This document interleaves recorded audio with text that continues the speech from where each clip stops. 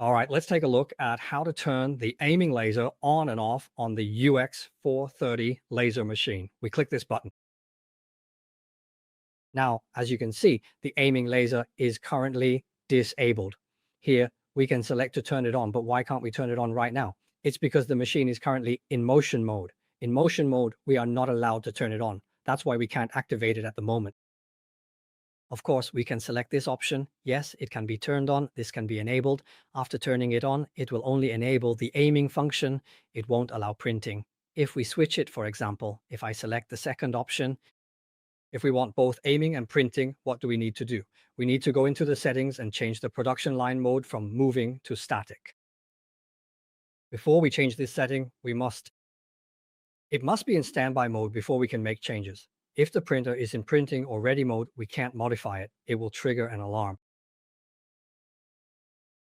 Also, right here, we can make changes in this section. Once it's no longer red, we can select it. After that, as you can see, we can modify all of these settings. Any of them can be changed. Oh, whether it's the box, the text, or any type, all of them can be modified. Of course, we can also turn it off of Summit. Hmm.